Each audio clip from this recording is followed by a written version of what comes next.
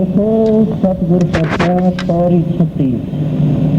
ज्ञान खंड में है ज्ञान प्रचंड, इथे नाद विनोद कोड आनंद।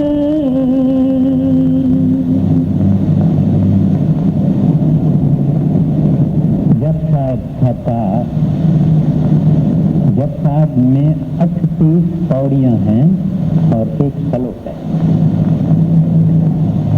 35 पौड़ियां हो गई है। आज 36वीं, 37वीं, 38वीं पौड़ी और श्लोक लेने का विचार है, मगर पूरा होगा या नहीं होगा ये सतगुरु के अख्तियार है।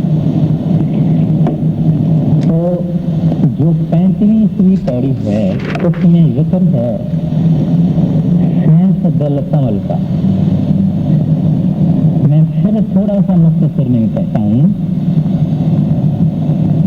कि पूरा जप साहब जो है उनमें गुरु साहबान ने ये फरमाया है कि प्रभु क्या है, परमात्मा क्या है, हरि क्या है, क्या उसके पास मंजूर है, उसको क्या कबूल है यानी मकबूल है या स्वीकार है, और कुछ क्या उसको स्वीकार नहीं है। और हमारे पूजा करने के लिए, भक्ति करने के लिए, वर्शिप करने के लिए, आराधना करने के लिए सतत एक जो सब साहेबों का साहेब है, सब देवी देवताओं का मालिक है, उनको परमात्मा कहो, हरि कहो, गोविंद कहो, परमेश्वर कहो, रब कहो, अल्लाह कहो, बहादुर कहो, गोविंद कहो, जो नाम देना है दो, मगर वो एक को, उसको ही अपने को पूजना चाहिए, उसकी ही आराधना करनी चाहिए। फिर उन्होंने इसका मार्ग बताया है कि वो एक को कैसे मिलेगा। और अब ये पिछली यानी ये फाइनल जो 4-5 पौड़ियां हैं उनमें खंडों का जिक्र है। धर्म खंड से उन्होंने शुरू किया है। धर्म खंड है ये हमारी पृथ्वी, और उसमें है हम, ये मनुष्य देही, मनुष्य जाना। उसके बाद जुदा जुदा खंड है। जब भजन करने वाला, अभ्यासी, प्रभु को चाहने वाला मेहनत करेगा, कमाई करेगा, साधना करेगा, अभ्यास करेगा, तो इन खंडों से गुजर के आखिर सचखंड में परमात्मा को प्राप्त करेगा, प्राप्त भी करेगा। उस निरंकार का रूप हो जाएगा, निरंकार में समा जाएगा। तो पहले धर्म खंड का जिक्र हुआ, फिर ज्ञान खंड का जिक्र हुआ जो है शेष दल कमल, और अभी भी जो पौड़ी है उसमें भी पहली 2 कड़ियां ज्ञान खंड की ही है। उसके बाद शर्म खंड है, उसके बाद परम खंड है, उसके बाद सच खंड है। तो पहले फरमाते हैं ज्ञान खंड में ज्ञान प्रचंड, प्रचंड माना प्रकाशवान है। ज्ञान खंड का यानी शेष जल कमल का जो डोमिनेटिंग कैरेक्टर है वो है शब्द। पहले आत्मा को जिंदगी में, माना हम इतने बैठे हैं, अगर कोई भजन अभ्यास करके अंदर से चला जाएगा तो कई छोटी मोटी बातों से गुजर के आखिर वो शेष जल कमल में यानी ज्ञान खंड में जाएगा। जब ज्ञान खंड में ये जाएगा तो ज्ञान खंड उसको क्यों कहते हैं? क्योंकि वहां डिवाइन नॉलेज हो जाता है। पहली बार इस आत्मा को पता लगता है कि मैं झूठ के पीछे थी। माया ने हमको परेशान किया था, काम क्रोध लोभ मोह ने हमको परेशान किया था।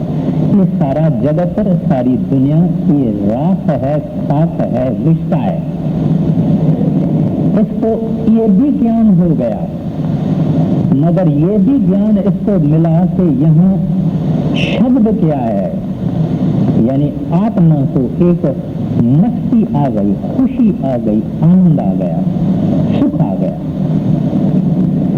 तो ज्ञान यानी इसको नॉलेज हुआ, मगर डोमिनेटिंग फैक्टर यहाँ का है शब्द, यानी मस्त करने वाला मधुर आवाज, जिनकी गुरु नानक साहब जी महाराज ने और सब संतों ने महिमा गाई है, वो उसको यहाँ मिला। तो अब वो तो मैंने जिक्र किया है बड़ी डिटेल में गुजरे हुए हफ्ते को। तो कहते ज्ञान खंड में ज्ञान प्रचंड, कहते हैं यहाँ से आदमी को इल्म होता है दुनिया के नास्ती का और नाचीज होने का, और परमात्मा के जितने ऊपर में मंडलें हैं उनमें क्या क्या आनंद है और सुख है और खुशी है और मस्ती है। तो फरमाते हैं किथे नाद, नाद यानी शब्द। पहले पहले आपको मालूम है, सबके सामने कहने की जरूरत नहीं है, पहले देश में कौन सा आवाज होता है। तो कहते हैं वो नाद विनोद, यानी विनोद जो हम लोग को कहते हैं, विनोद माना सुख, खुशी देने वाला, यानी ऐसे शब्द हैं, ऐसा म्यूजिक है, ऐसा संगीत है, ऐसा मस्त करने वाला, जिनको गुरु नानक साहब जी महाराज कहते हैं सब अमृत कहते हैं उसको। और ये भी फरमाते हैं कि मीठे से मीठा है, तो भी फरमाते हैं। बहुत कुछ है, कहते हैं वहां क्या है, सुख है, नाद, विनोद, ओट, ओद माना कोट माना क्रोध, आनंद, यानी ये पहले देश का सुख, खुशी और आनंद है। अब यहाँ ज्ञान खंड का जिक्र खत्म हुआ। अब फरमाते हैं इसके बाद में दूसरा खंड है शरण खंड। तात्पर्य ज्ञान खंड में ज्ञान प्रचंड, तिथे नाद विनोद कोड आनंद, कर्म खंड की वाणी रूप, तिथे भारत भरिए बहुत अनूप। अभी शर्म जो लफ्ज है इसकी माना एक्सटेसी, माना ब्लिस, माना अनंत सुख। कभी कभी क्या होता है कि ये जो कई गीत गाने वाले हैं, संगीत गाने वाले हैं, बड़े ऊंच कोटि के म्यूजिशियंस हैं, तो ऐसा महामधुर गाते हैं कि आदमी झूलते हैं। अब कभी कभी आदमी एक्सटेसी में आ जाते हैं, यानी मस्ती में आ जाते हैं, वजद में आ जाते हैं, उसको अपनी होश नहीं रहती है। शर्म लफ्ज की ये माना है। तो कहते हैं शरण खंड की वाणी रूप, रूप माना, लेकिन वहां डोमिनेट करने वाला, जैसे मैंने वहां कहा डोमिनेट करने वाला शब्द है, यहाँ डोमिनेट करने वाला रूप है। रूप माना सुंदरता, माना हुस्न, यानी ब्यूटी। हम आप दुनियादार है, दुनिया में कोई भी चीज अगर सुंदर मिलती है, खूबसूरत मिलती है, हसीन मिलती है, तो हमको खुशी भी होती है।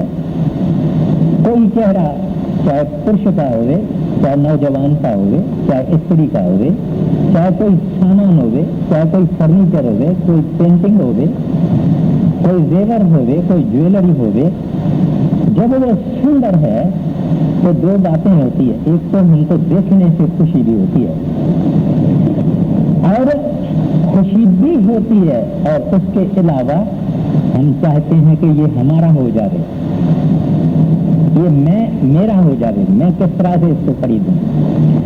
तो यहाँ जो है वो सुंदरता और हुस्न और खूबसूरती वो डोमिनेट करती है। अभी ये जो देश है इसको आम तरह से हमारे शास्त्रों में कहते हैं ब्रह्मन, कहते हैं ब्रह्म या त्रिकुटी, ये दूसरा देश है। अपने लिए ये तीसरा है, क्योंकि हमने धर्म से शुरू किया, धर्म खंड शुरू किया, ज्ञान खंड शुरू किया, ये धर्म खंड है। तो वहां क्या है, बहुत सुंदर जो कुछ भी है, अगर पहाड़े हैं, अगर नदियां हैं, अगर लोक हैं, अगर चीजें हैं, अगर सामान्य हैं, ये बहुत सुंदर है। और एक एक चीज देखने से खुशी और सुख होते बेअंतहा होता है। तो कहते हैं ये दूसरी मंजिल प्रकृति है, या इसको ब्रह्म कहते हैं। अब ये ब्रह्म कोई छोटी बात नहीं है। कोई आदमी ब्रह्म में चला जावे कोई छोटी बात नहीं है। बड़े बड़े महान ऋषि ब्रह्म में पहुंचे हैं। जब उनको ब्रह्म का पहुंचा हुआ गुरु मिला तब ब्रह्म में पहुंचते हैं, वरना नहीं पहुंचते। और कई धर्मी पुस्तकों में तो ऐसा ही दिखाया गया है कि सतत ब्रह्म है, सब कुछ ब्रह्म से पैदा हुआ।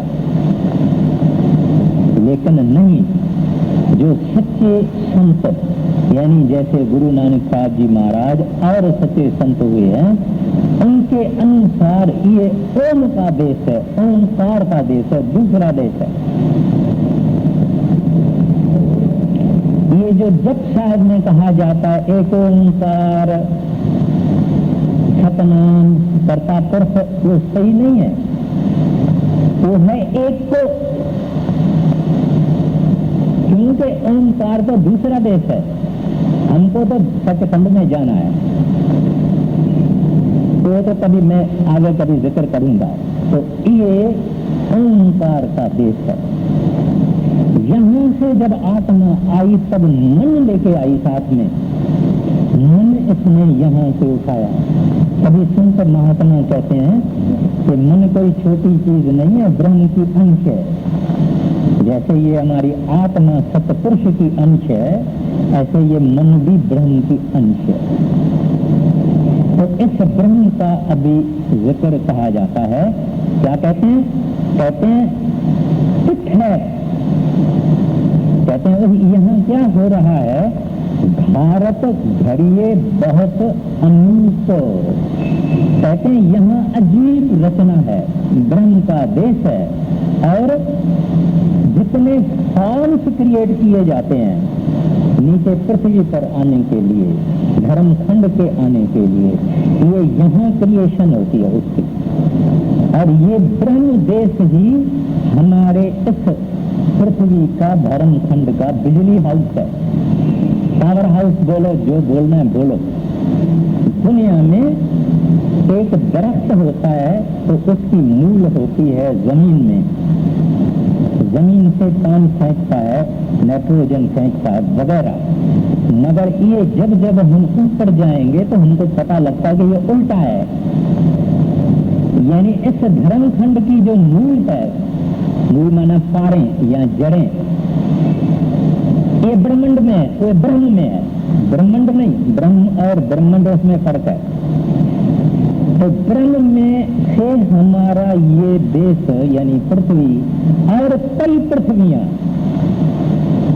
वो ताकत लेते हैं। ये जो दो राज करने वाले हैं, ज्योति और निरंजन, इनको ताकत भी ऊपर से आती है। तो निरंजन इस हालत में बैठा हुआ है जंजड़ी द्वीप में, और इस हालत में ब्रह्म से शक्ति लेके और अपना ये काल देश चला रहा है। तो कहते हैं बहुत बड़ा है जिक्र, ये ब्रह्मांड का जो जिक्र है ये बहुत बड़ा है। आपने एक किताब पढ़ा होगा जो अपने पास है, जिसका नाम है पाथ ऑफ द मास्टर्स। ये डॉक्टर जूलियन जॉनसन ने लिखा था। ये डॉक्टर जूलियन जॉनसन अमेरिकन था। वो बड़े महाराज जी के पास आया था और वहीं रहा, सब कुछ वहीं किया, फिर अमेरिका नहीं गया। वो डॉक्टर जूलियन जॉनसन महाराज जी को कहता था कि महाराज जी मुझे एक संत मत पर किताब लिखने को इजाजत दे दीजिए। बड़े महाराज जी ने उसको कहा, डॉक्टर साहब आपको अभी इजाजत नहीं देंगे, जब तक आप ब्रह्म में नहीं गए हैं, त्रिपुटी में नहीं गए हैं, तब तक किताब लिखने की तुमको इजाजत नहीं मिलेगी। और जब वो त्रिपुटी में गए, ब्रह्म में गए, तब महाराज जी ने इजाजत दी। अब उसका किताब, फिर इसने वो किताब लिखा है शास्त्रों से, वेदों से, पुराण मुकद्दस से, संस्कृत से, सब धर्मों से उन्होंने हवाले दिए हैं, और आज भी वो मोस्ट पॉपुलर पुस्तक हैं। कई लोग उस किताब को पढ़ के इस तरफ आए हैं। तो कहते हैं कि ये जो देश है, और बहुत जो भी भजन करके सहस्त्र दल कमल से ब्रह्म में जाएगा, तो बहुत जाएगा, मानो रोज रोज जाएगा, थोड़ा थोड़ा जाएगा, जाएगा जाएगा जाएगा, बहुत विशाल ये देश है। ओंकार की ध्वनि है, ये आत्मा उस ओंकार की ध्वनि को सुन के सुन के सुन के उसमें रंग जाती है, और उसको सब नीचे का पता लग जाता है कि देवियां क्या है, देवताएं क्या है, पावर कहां से आती है, क्या हो रहा है, क्या नहीं हो रहा है, शक्तियां, ताकतें, सिद्धियां, सब इनको टोटल पता लग जाता है, क्योंकि ये अब असल में आ गई, हकीकत में आ गई। हम यहाँ परछावे के देश में हैं, वर्ल्ड ऑफ शैडो। मगर ये जो हमारा देश है, यानी धर्म खंड है, ये इम्पोर्टेंट है। यहाँ से जब ये कच्चे से पका नहीं हुआ, कच्च पकाई कच्चे पाए, तो पता नहीं हुआ तो ब्रह्म में भी नहीं जाएगा, सहस्त्र कमल में भी नहीं जाएगा। इस वास्ते अपना जो धर्म खंड है ये बहुत ही कीमती चीज है, अनमोल चीज है। आदमी अगर मर गया क्या भजन करेगा? लकड़ियां लगी हुई है, जल रहा है, लोग खड़े हुए हैं, इसका नाम कैसा जपेगा? क्या होगा इसका? कुछ नहीं होगा। इस वास्ते इस धर्म खंड के अंदर नाम जपना चाहिए, नाम से प्यार रखना चाहिए, नाम का शौक रखना चाहिए, तब ये देश जिनका जिक्र गुरु नानक साहब जी महाराज ने फरमाया है वहां पहुंचेगा। तो फरमाते हैं कुछ है भारत घरिये बहुत अनंत, कहते हैं अनंत यहाँ ब्यूटी है, और ब्यूटी यहाँ प्रेसिडेंट है, मानो ब्यूटी यहाँ प्रिजाइड करती है। और आगे फरमाते हैं कि इनकम्पेरेबल है, ऐसी ब्यूटी यहाँ संसार में कोई मिसाल नहीं है जिसके साथ उस खूबसूरती का बयान किया जाए। और वो भारत घरिये बहुत अनूप, वहाँ अचरज रचना हो रही है, अचरज चीजें, अचरज सामाने, अचरज रंग, अचरज रूप बने हुए हैं। अब देखिए क्या जिक्र है, आगे बोलिए। कर्मखंड की बाणी रूप तिथे भारत धरिये बहुत अनूप, ताकिया गला कटिया न जाए, जे को कहे पीछे पछताए। उसका तो हम जिक्र भी कर नहीं सकते हैं, ताकियां गला तकिया न जाए, कहते हैं वहां की बातें तथी नहीं जा सकती, जुबान से नहीं जा सकती। अगर कोई आदमी कहे कि मैं बताता हूं तो कहेगा तो बाद में पछताएगा, क्योंकि वो जिक्र नहीं कर पाएगा। How can you count the countless, how can you describe the indescribable. यहाँ ऐसी चीजें ही नहीं है। ऐसे फूल हैं, ऐसे पहाड़ हैं। आपने कभी सुना कि एक पहाड़ जो है तो सारा बिजली का बना हुआ है, उसके अंदर से रोशनी निकलती है, कभी सुना? हाँ, कहेंगे भाई हमारे दिमाग में तो नहीं बैठती होगा, मगर ऐसी बातें वहाँ है। इस वास्ते कहते हैं साथिया गला कतिया नहीं जाए, ये तो कहे। कहते कोई कहे कि हाँ मैं बता सकता हूँ, पीछे पछताए, कहते हैं बाद में पछताएगा कि भाई यहाँ तो डिक्शनरी भी नहीं है, यहाँ तो वचन ही नहीं है, लफ्ज भी नहीं है, कुछ चीजें ही नहीं है जो मैं बताऊं आगे। साथिया गला कतिया न जाए, ये को कहे पीछे पछताए, तिथे घड़िए सूरत मत मान लोधे, तिथे घड़िए सूरत की शोधे। अब मैंने पहले ही अर्ज किया था गुजरे हुए मंगल को कि ये इतना सुंदर देश है कि संत अपने सेवकों को पहले पार ब्रह्म में ले जाते हैं, फिर यहाँ ले आते हैं, वरना ये ब्रह्म में बैठा रहेगा, कहेगा बस मुझे आगे जाना ही नहीं। तो उनको पार ब्रह्म का स्वाद देके फिर ब्रह्म में ले आते हैं। तो वो स्वाद उनको जो है इसके कारण ये ब्रह्म में भी अभ्यास करके करके फिर जाना पड़ता है। ऐसा नहीं है, it is not a walk over तो भाई ऐसा ही चला जाओ, ऐसा नहीं है। रोज रोज रोज रोज रोज रोज रोज रोज सिमरन करने वाला कुछ तय करते तय करते तय करते उसके बाद में ब्रह्म को पार करता है। ये कोई ये बातें जो है ना वो तो हम जल्दी कर देते हैं, लेकिन बहुत कठिन है, बहुत कठिन है। तो फिर कहते हैं कि अब पहले बारी इनको पता लगा कि ये ओंकार क्या है। इसने ब्रह्म का दर्शन किया जो महर्षियों ने नहीं किया, और ओंकार में मिल गए, इनकी बुद्धि खुल गई,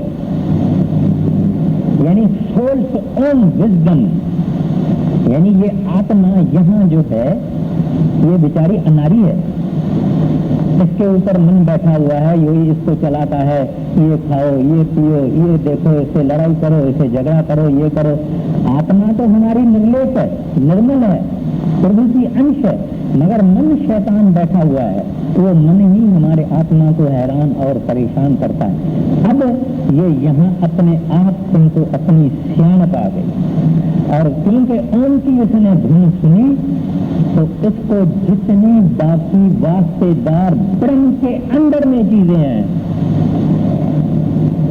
जो कुछ ब्रह्म के राज में है, इसका ये खुद धनी हो जाता है। एक बात आपको ख्याल में रखनी चाहिए कि जब ये आदमी जिस जिस मंडल में जाएगा वहां वहां का मालिक बनेगा, तब आगे बढ़ेगा।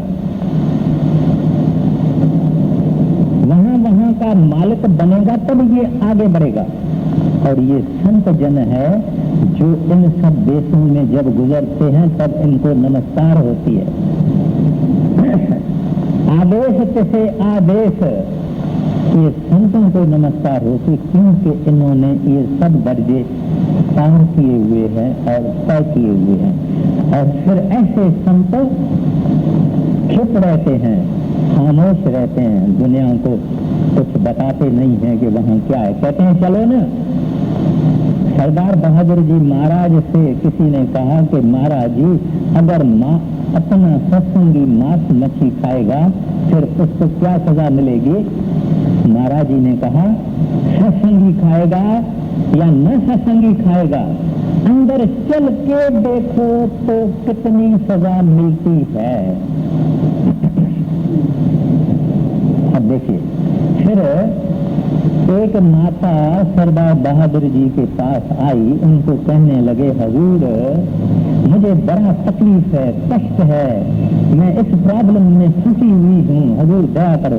महाराज जी ने कहा, इस वास्ते तो मैं कहता हूँ कि ये दुख की दुनिया है, छोड़ो इसको, छोड़ो इसको।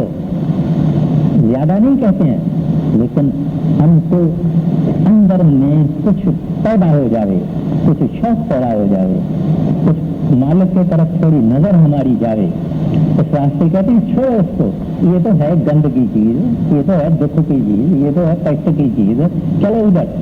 तो इस रास्ते कहते हैं अब इसको हर बात की जो ब्रह्म का राज है इसकी पूरी वाक्यत हो गई, क्योंकि ये ब्रह्म रूप हो गया, ओंकार की धुनी, जो जो धुनी हम सुनेंगे उस धुन में हमारी सूरत अंदर महव हो जाएगी, सूरत उसका रूप हो जाएगी, फिर ये आगे कदम उठाएगा। आगे घड़िए सूरत मत मनो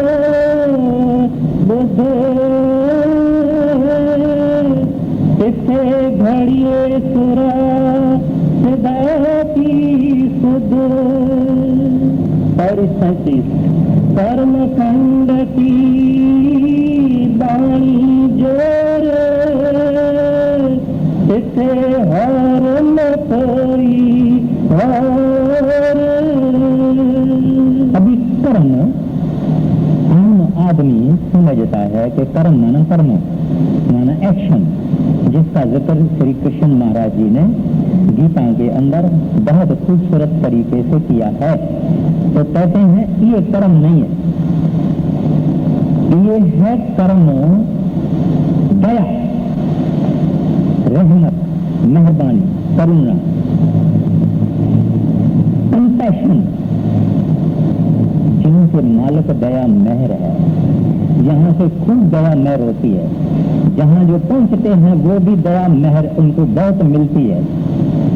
कहते हैं यहाँ की बानी जोड़, कहते हैं ये जबरदस्त पावरफुल ये रीजन है, जो रहने वाले हैं उनका भी जिक्र करते हैं। तो थे और कोई और, कहते हैं यहाँ परम बड़ा जबरदस्त है, यानी दया मेहरी मेहर है। और यहाँ और जब इन्होंने कहा माना न माया है न मन है, और न कोई और, क्योंकि ये मन और माया को नीचे छोड़ के आया, यानी ब्रह्म तक माया रहती है, क्योंकि वहां तक उनका राज है, वहां मन रहता है। कहते हैं यहाँ हम लोगों को बहुत मन तकलीफ देता है, माया बहुत तकलीफ देती है, कहते हैं यहाँ ये दोनों है नहीं। देखिए आगे क्या कहते हैं, धर्म खंड की बाई जोर इसे और न कोई और, इसे जोध महाबल सूर तिन में राम राधर पूर।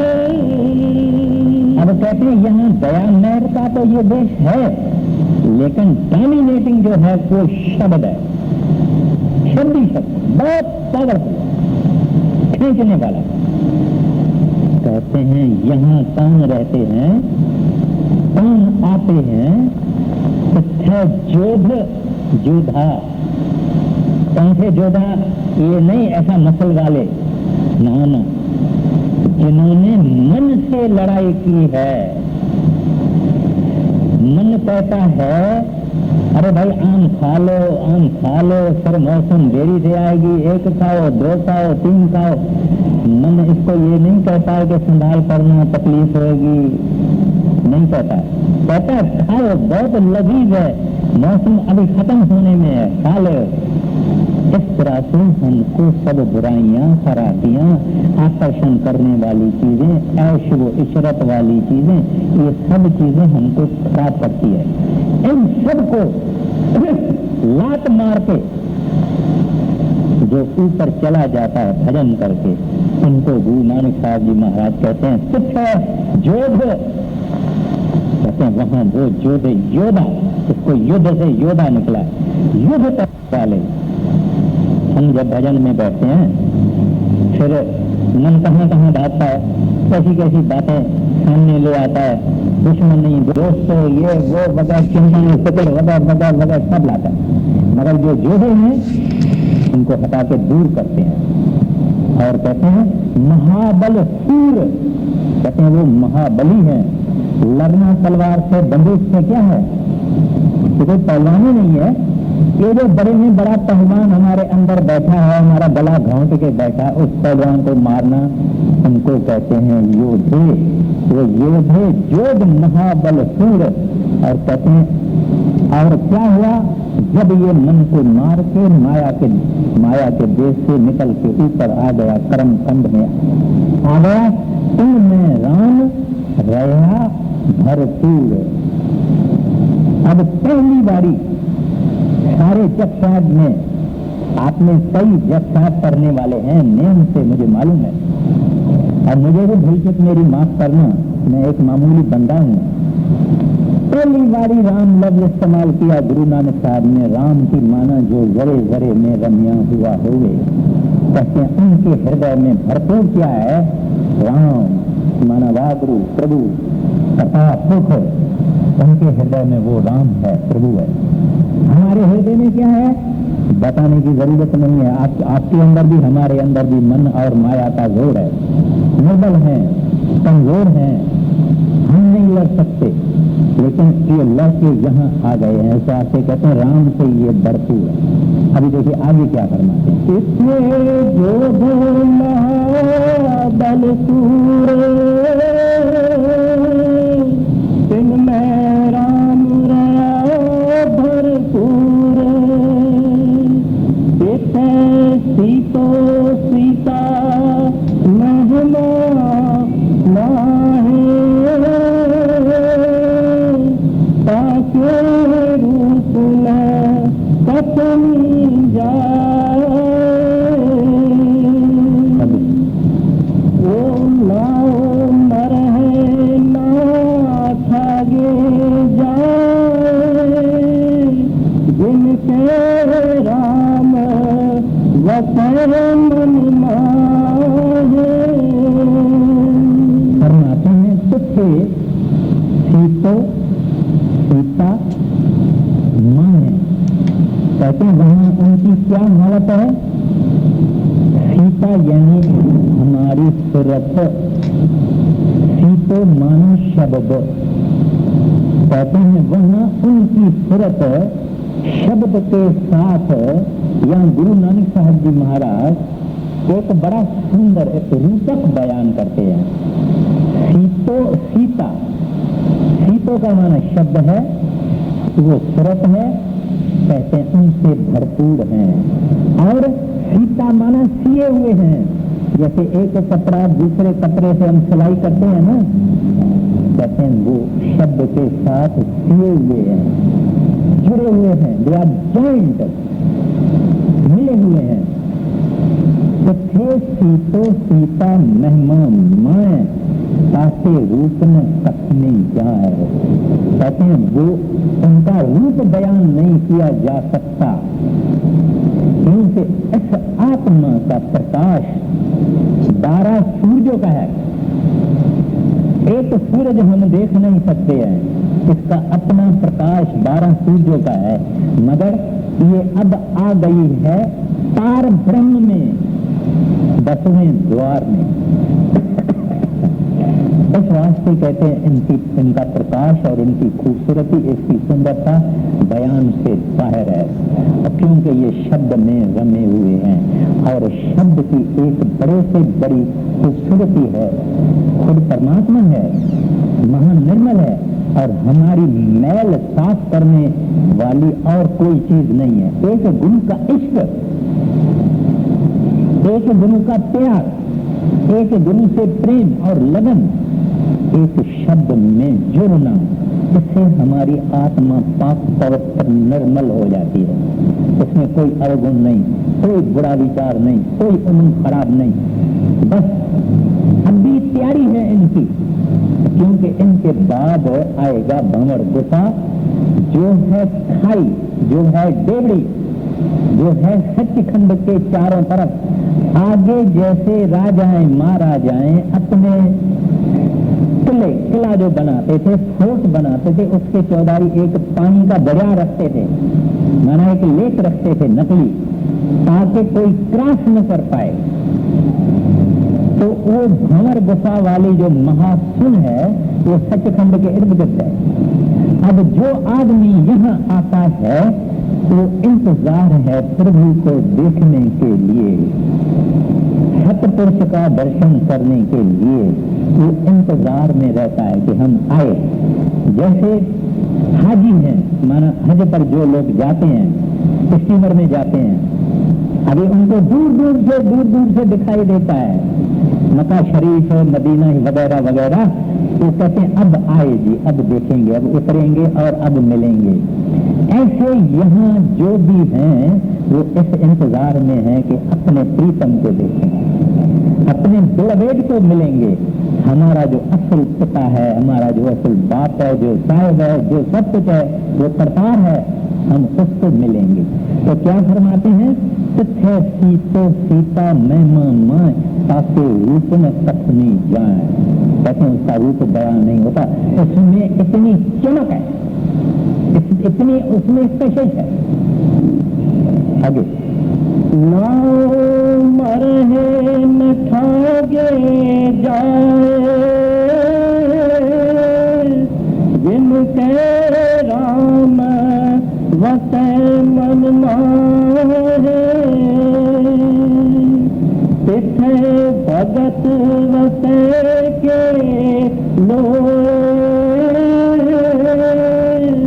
करहे आनंद सचा मन सोए। कहते ऐसी आत्माएं जो इस तरह से चली गई वहां ना वो मरे, यानी वो मरते नहीं है, ना वो जन्म लेते हैं, मरते नहीं, जन्म लेते कहाँ है? जन्म और मरने का वहां सवाल नहीं। ना ठागे जाए, ये जो माया धोखा देती है इंसान को, कहते हैं वो इनको कोई ठग भी न सकता है। जिनके राम बसे मन माए, जिनके हृदय में राम बसता है, हरि बसता है, गोविंद बसता है, रब बसता है, हमको कौन ठगेगा? हमको ठगती है माया, क्योंकि हमारे अंदर राम है नहीं। हमारे अंदर तो पैसा है, धन है, दोस्ती है, यारी है, मान है, शान है, इस वास्ते हमको वो माया ठग देती है।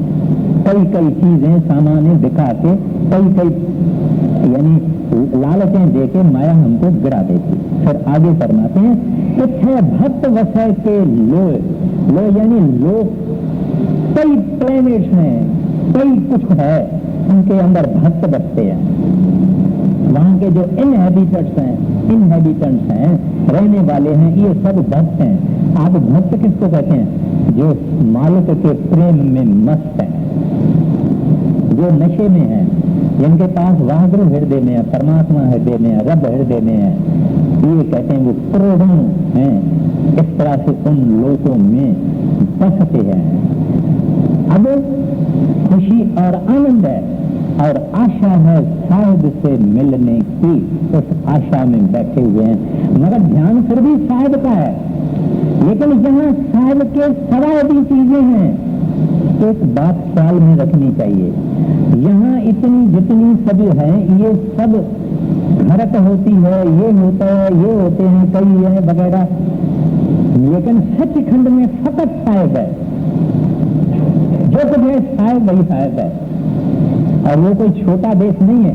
आप समझेंगे नीचे बड़ा बड़ा बड़ा बड़ा बड़ा बड़ा छोटा होगा, ये ऊपर नहीं, ये बड़े से बड़ा, जिसका कोई हिसाब नहीं।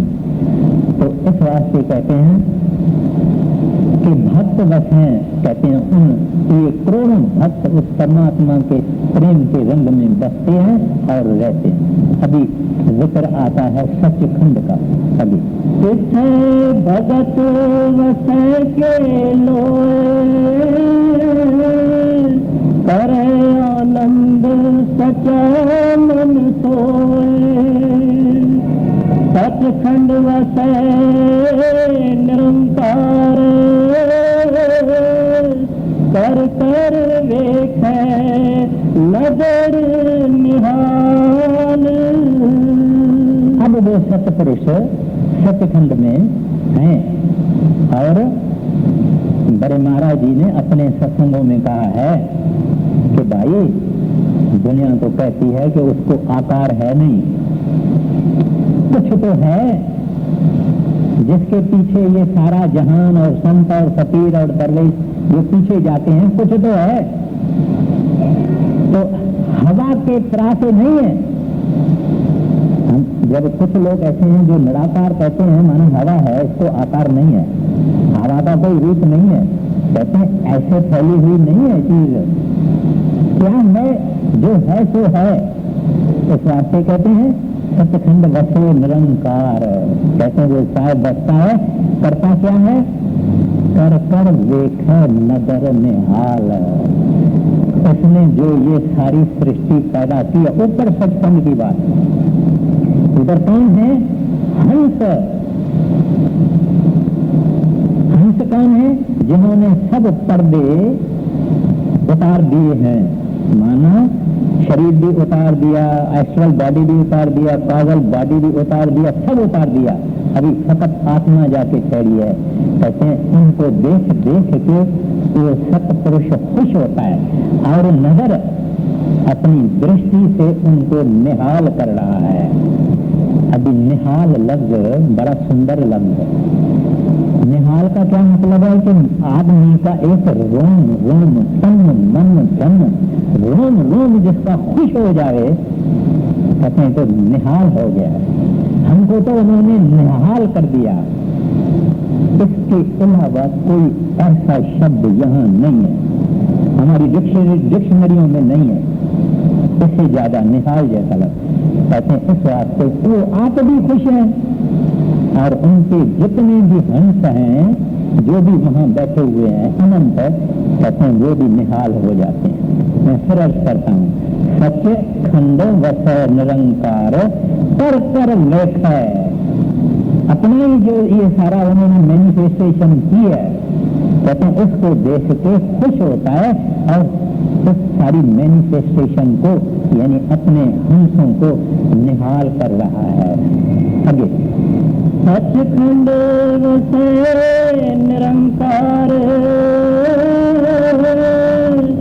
कर कर रेखे नजर निहाल। इथे खंड मंडल वर भंड, जे को कथे अंत कहते हैं वहां से दिखते हैं, वहां से दिखाई देता है कि क्या खंड क्या ब्रह्मांड, कितने वरबंड वगैरह वगैरह, मानो यूनिवर्सल कॉस्मॉस हेवनली सिस्टम वगैरह वगैरह जो हैं, वो कहते हैं वहां बेअंत है। ये कहता है, ये हमसे होके कहता है बेअंत बेअंत बेअंत, क्योंकि वो देखता ही ऐसा है। इधर साहब देखा वो बेअंत है, इधर साहब की जो रचना है उसको देखा है, इसने कह दिया कि बेअंत है जो बेअंत है। आगे तिथे खंड मंडल वरदंड, जो को कथे अंत अनंत। तिथे लो लो आकार, जीव जीव हुक्म तुले तो पार। कहते हैं अनंत नमूने के अनुसार रचनाएं तरह तरह के बन रहे हैं और उसके हुक्म के अनुसार जीव जीव हुक्म तेव तेव कार। जैसे जैसे वो दयाल पुरुष हुक्म करता है चाहता है ऐसे ऐसे इस सारी सृष्टि की रचनाओं की रचना कारोबार चल रही है, मगर सब कुछ उसके हुक्म के अंदर है। ऐसा कोई नहीं है कोई बड़ा बहुत राजा हो गए वो देश सब देश उसने अपने कर दिया, मगर उसके गवर्नर पूरे काम नहीं करते हैं, उनके अंदर बहुत और खराबियां हो रही है, कोई अपना अपना जायदाद लेके बैठ गया, ऐसा नहीं है। जो कुछ चलता है उनके हुक्म के अनुसार करता है और ऐसी कोई जगह नहीं है जहां वो नहीं है। जरूर लिखा हुआ है सत्यखंड वसे निरंकार, मगर यहाँ भी तो निरंकार है, हमारे अंदर भी तो निरंकार है। ऐसी कौन सी चीज है जिसके अंदर वो निरंकार नहीं है? वो सर्वदेशी यानी सब जगह पे है, एक देशी यानी बैठा बराबर सत्यखंड में है, एक देशी है, सर्वदेशी भी है। कोई ऐसी जगह नहीं है जहां वो नहीं है। आगे लो आकार जीव जीव हुक्म तुझे तो कार देख विग से कर विचार नानक कथना करड़ा तार। कैसे देखता है, खुश होता है और विचार कर रहा है। विचार करने का ये मतलब है कि जैसे जैसे उन्होंने सोचा ऐसे ऐसे हुआ। अब देख के उनको खुश भी होता है और देख भी रहा है। कहते हैं नानक कथना करड़ा सार। कहते लोहे के चने, लोखंड के चने अगर हम अपने मुंह में चबाएं तो चबा नहीं सकते हैं, दांत टूट जाएंगे। कहते हैं उसकी कुदरत और उसकी सृष्टि और उसकी महिमा और उसकी विशालता और उसका विजन यानी उसका दर्शन कहते हैं कोई अपने मुंह से नहीं कर सकेगा, क्योंकि ऐसा कथन है जैसे लोखंड के चने चबाना है। देख कर विचार नानक कथना करड़ा तार। राधा